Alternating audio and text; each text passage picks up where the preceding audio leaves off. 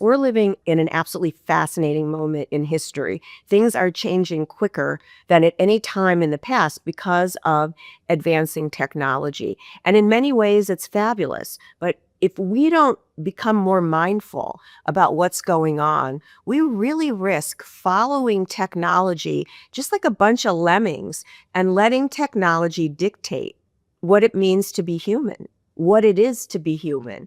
So I'm hoping that people would really rather make those decisions on their own rather than allow technology to make those decisions for us. But that means we have to get more mindful about what's happening around us and our own behavior and our own part in that process. Before we start, a small disclaimer. The Sex Doctors podcast is not a substitute for medical or psychological advice. So let's talk about that today, because technology is, from a perspective of a psychologist and sex therapist, which is what I am, I see technology not only competing with humans in terms of how it can act as a sex partner, okay, but also it can compete with humans in how it can act as an emotional partner. So technology is developing skills that make it seem very authentically loving, and people can feel that, what feels like love coming from a chatbot, for example, or whatever other kind of technological experience. We're not going to get into all that today. But just recognize that people can feel loved and they can have fabulous sex with their technology. I mean, just think about this. Technology doesn't tell people, I'm not going to do that, sexual thing with you, or not today, or whatever. Technology is always there to meet needs and to please. And so as humans, we're much more complex than that, right? So it's time that we sort of step up to the plate and get more focused on what we do better than technology.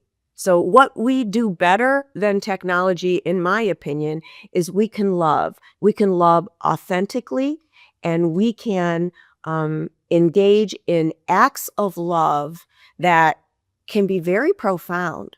So I do think it's time for us to get more serious about how we love, not just sexually, but also emotionally, and focus on that. Because again, we're capable of tremendous acts of love. I'm hoping that after watching this video, you're going to think more consciously about offering acts of love every day. It may sound like a really big commitment, but you know what? Profound acts of love actually don't need to take a lot of your effort. But again, they're very important. It's time we all do our part to cultivate the ways we are better than tech. What are some acts of love that you can do today, tomorrow? So many things. So an act of love would mean slowing down, sitting down, listening to someone that you care about, someone that you love. Make good eye contact. Don't listen and then offer solutions right away. That's something that I tend to do, and it's not always appreciated. Sometimes people just need to talk. So let people talk. Stay focused and listen. Show your engagement. Don't try to solve it unless they ask for help. But that's such a huge act of love.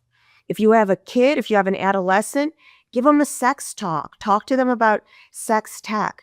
Teach them about what's going on around them so that they have the tools to understand and manage tech as they interface with it throughout their lives. Remember, we've talked about the fact that adolescents are first exposed to porn around age 12. That's really young. Porn and other sex tech can really throw people off, even adults. It's like a big deal often, what we're exposed to with technology. Kids need to be prepared for that. And don't think your kid hasn't been exposed to it. They get this stuff at school, from friends, whatever. So you've got to prepare them. That's a huge act of love, to sit with your child, even if they don't want to talk about it. Of course, they don't want to talk about that with their parent, but sit with them and educate them so that they're prepared. Other things you can do. Smile at someone that you don't know. Like when you're in an elevator, on the street, just be kind. Acts of kindness between strangers can be so soothing and so profound. um, in such a way that people will carry that moment with them throughout their day.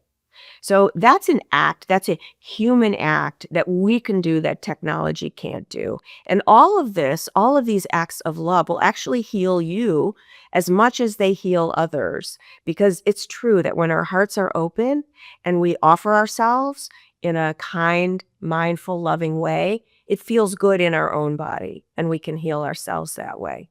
So, to sum this up, it really is time that we cultivate what we do better than tech.